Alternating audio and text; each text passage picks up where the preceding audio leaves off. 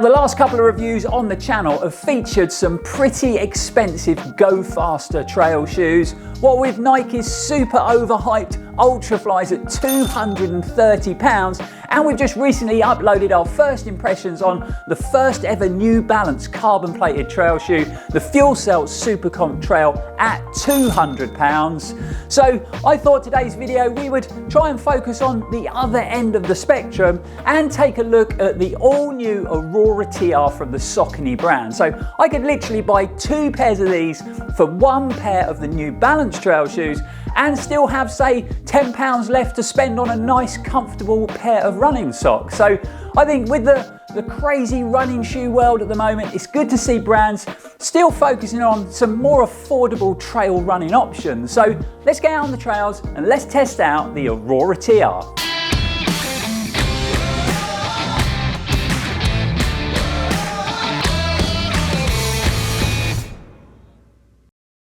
Welcome back, folks, and welcome back to another First Impressions video here at the channel. I'm Lloyd Purvis and this is Run4Adventure. Hope everybody is fitting well out there in YouTube world and you've been enjoying all the recent running content on the channel. Now, before we lace up the Aurora TR from Saucony and take it out for its first run, I just thought I'd run you through a few stats and we're going to break down the construction in a bit more detail. So let's dive in. Like I just mentioned, they retail for a very reasonable price of £95.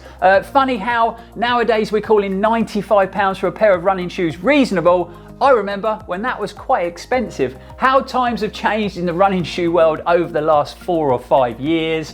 Weight-wise, in a UK 9.5, they tip the scales at 295 grams and they run off an 8mm heel offset. So we've got a 31mm stack height on the heel and 23mm under the forefoot. We've got ours in this navy blue, flow yellow colour, but there's also an all black option available and they also come in a purple and grey colourway for women. When it comes down to the construction, I can already see there has been a few compromises made by Saucony because of that £95 price point. The most obvious to me is that we don't get Saucony's sticky Power Track rubber on the outsole. Instead, we've got their XT600 carbon rubber, which is more in keeping with their sort of road running shoe lineup. So going to be very interesting to see what level of grip that gives me out on today's run. The upper is constructed out of this 2-layered mesh construction to give you good levels of breathability while remaining nice and durable. Again, I've got to say it, maybe the fabrics feel a little bit cheaper than what you'd get, say, on the Peregrine 13 or the Exodus Ultra. Obviously, that's a reflection in the price point of the shoe. Got to say it though, the upper seems to be finished off really nicely. We got a standard tongue in that upper, so no gusseted tongue, and Saucony have chosen to use a pretty traditional sort of simple lacing system to give you that nice secure mid-foot hold. We've also got plenty of substantial overlays going on, so around the heel, around the lace eyelets and that toe box, and they're all finished off with some nice stitching. So it does look like the Aurora TR upper is going to hold up well to all of that sort of trail running wear and tear. We've even got a bit of extra protection in the shape of a toe bumper. We've got these pull tabs on the heel and on the tongue, like in a lot of Saucony shoes these days. But get in the comments below, guys. Do you find these pull tabs handy? Do you use them when you're putting your shoes on? I've got to be honest, I don't think I've ever used them, but get in the comments below and let me know. Another area where we are seeing a little bit of compromise comes in the midsole setup. So no Power Run Plus, no Power Run PB cushioning in this shoe, and in fact, no Power Run at all. So we've actually got Versa Run cushioning in the Aurora TR. Now, I'm pretty sure I've never run in a Saucony shoe with that midsole setup, and in fact, I've never heard of it at all. So fingers crossed when it comes to the feel and the performance of that midsole, and hopefully this isn't detrimental to how the shoes run out on the trails. And flipping them over, like I've already mentioned, we don't get that sticky Power Track rubber, but we have got a pretty aggressive lug pattern. So we got some nice chevrons down the middle of the shoe, and then we got these longer rectangular lugs around the outside. There's no actual information on the depth of the lugs, so again, we grabbed out the ruler, gave them a quick measure, and it looks like we've got a mixture of 4mm and 4.5mm lugs on the outsole. Okay, so there is a bit of info about Saucony's latest entry entry-level trail running shoe, the AURA TR. Now, when I tried them on indoors to check the sizing, I was actually pleasantly surprised with how well the uppers fitted my foot shape, but also how secure and how comfortable they felt. And it was actually a lot better than I was expecting, but I guess the proof is in the pudding. So let's get these on our feet, let's get on the trails and give them a proper testing.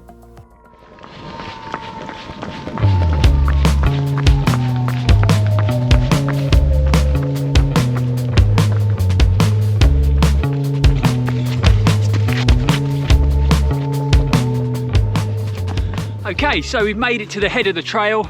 If you're new to our first impressions videos here at Run4Adventure, what I always try to do is get in sort of anywhere between 7 and 8 miles, or a bit more sometimes, because I think it's a really good distance to test a shoe out on its first run. So I'm a little bit pushed for time today, so I've just headed over to the Hale Towers behind me. So lucky to have such epic sort of testing ground and trails so close to home.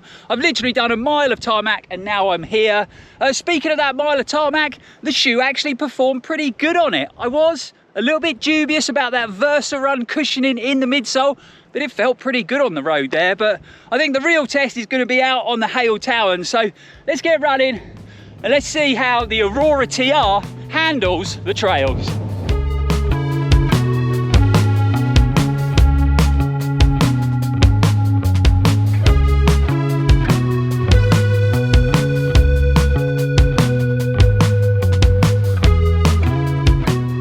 It's a little bit blowy out here today, so hopefully the audio is okay on the camera. Really can't complain. I mean, look behind me. Blue sky, white fluffy clouds, and it's nearly the end of September.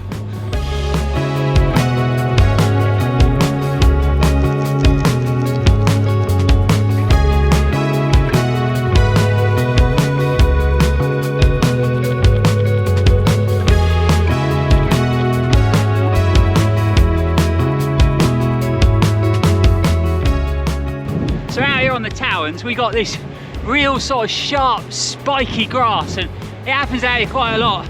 A bit just stabbed me through the upper. I think it snapped off in my foot. It's pretty painful. That's better. I took the shoe off and got that little bit of grass out. Feels a lot better now. Oh, really does hurt.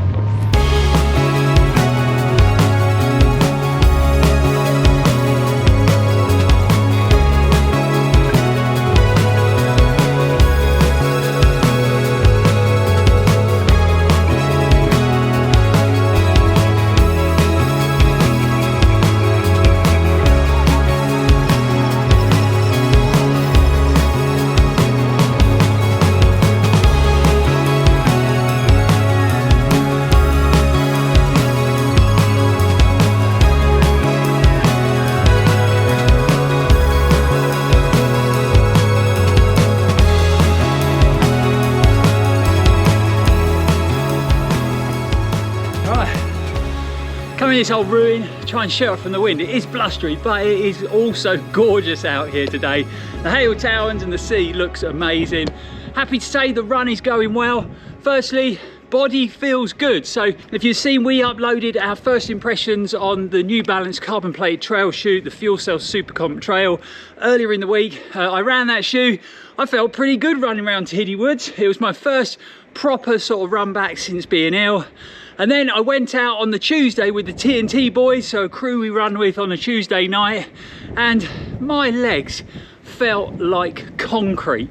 We were moving slow and I was working hard. It really was tough going. So coming out here today, I wasn't sure how I'd feel or what to expect, and the legs actually feel pretty strong and I feel nice and loose. As far as the AURA TR goes, it's actually running a lot better than expected. Okay, the midsole, that Versa Run compound, I'm not getting the sort of energy return I'd get from Power Run Plus or Power Run PB or even Power Run, but it does feel pretty comfortable. Because it is slightly firmer, feels super connected and super stable underfoot. I'm pretty sure the shoe's just got a reasonably cheap insole in it. I think Saucony probably missed a trick there, and if they'd have put one of their brilliant Power Run Plus insoles in, I think it would have made the shoe feel maybe a bit more springy, a bit bouncy, feel like it's returning more energy. But like I said, the midsole's actually feeling pretty good. Outsole's performing well, rubber feels sticky, and the actual upper fits my foot shape really well. So we are just coming up to 6 miles. Like I said, we're in a bit of a rush today, so I'm going to head back to the studio and we'll give you guys a full sort of breakdown of how the Aurora TR has performed out here on its first run. We'll see you guys there.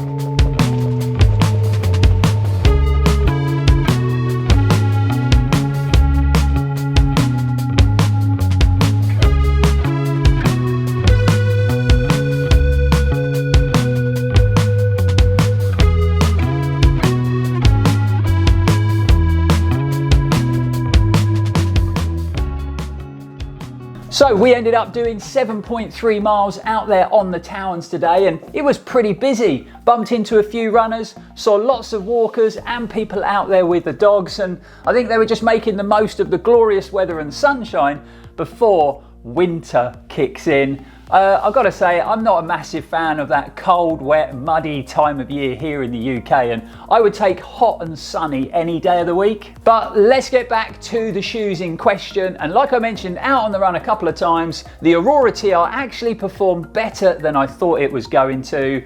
I've often found in the past when I've been testing and reviewing sort of cheaper price point shoes, you can tend to feel that they're exactly that when it comes down to the sort of performance of the midsole and sometimes even the fit of the upper, but these felt pretty solid out there today. Don't get me wrong, they didn't blow my mind or anything like that, but they did feel like a well put together, consistent performing, reliable trail shoe for the money. Another thing I wasn't fully convinced by before the run was the type of rubber that Saucony had chosen to use on the outsole, but actually felt pretty good out there today. Obviously it was super dry on the Towns, but at the beginning of the run I had to run a section of tarmac and that rubber felt really sticky, but also this sort of aggressive lug pan seemed to give me good levels of traction whenever I picked up those sections of soft sand. So all in all, the Aurora TR did pretty good out there on its first outing, but there are a couple of things I'm not fully convinced by, and the first and main thing is I'm not really sure why Saucony have made this shoe. It wasn't long ago that they released another entry-level sort of trail shoe, the Blaze TR, which we reviewed on the channel. This shoe actually uses Power Run compound in the midsole, and it is a little bit lighter, so similar price point, and it seems to me that these two Saucony trail shoes are kind of competing against each other now. If I did have to choose between one of them, I think I'd actually go for the Aurora TR. Seems to sort of fit my foot shape a bit better. I get a better lockdown around the midfoot. And I also had a bit of a slipping insole issue when I tested these out, which was really annoying, and I didn't get any of that in these. Speaking of insoles, and like I thought out there on the run, it is a pretty basic pair of insoles that you get in the shoe. So there's not a lot of cushion in there. These are pretty cheap to produce. Now, I know it all comes down to cost of production and price point, but I really do think it would have made a big difference to the overall shoe performance if Saucony had used a pair of their brilliantly cushioned, high energy returning Power Run Plus insoles in these, to the point where actually on my next run I'm going to pop a pair of these in just to see how much difference it makes to the performance of the shoe. So wrapping up with a quick conclusion after my first 7-ish mile run, and I personally think that Saucony have done a pretty good job with the Aurora TR considering it is an entry-level trail shoe and they've managed to keep that price point below £100, which, believe it or not, is pretty rare these days for running shoes. However, when I got home, I jumped on the good old interweb, had a quick Google search for the Peregrine 13 and the brilliant original Exodus Ultra, which is one of my top trail running shoes of all time. I could have got the Peregrine 13 for £5 cheaper than these, and believe it or not, I could have picked up a pair of those original Exodus Ultras for only £75, which is a complete bargain for that particular shoe. So for me, it is a no-brainer, I'm afraid. You know, am I gonna pay £95 for these? Probably not. I'm going to go along, pick up a pair of the Peregrine 13s or those excellent Exodus Ultras because they both outperform this shoe on every level. So that brings another video to an end here at Run4Adventure. Really hope you enjoyed it, really hope you found it helpful. Don't forget guys, if you do want to support the channel, then we've got some great merchandise available at Run4Adventure.uk. We've got our latest short sleeve technical running tees there made out of 100% recycled materials. We got some very plush organic cotton tees in lots of colours, some really nice hoodies and some pretty funky multi-wraps as well. So something for everybody there. So I'll leave a link in the description below so you can go and check all of that out. But for now guys, thanks for watching, thanks for supporting the channel, it is really appreciated. We'll be back here very soon, and as always, stay safe and keep on running. Welcome back folks, and welcome back to another first impressions video here at the channel. I'm Lloyd Purvis and this is Run4. It does look like the Aurora TR upper is going to hold up well to wear and tear. Also, I can't remember what I was going to say. Hope everybody is feeling well out there and you've been enjoying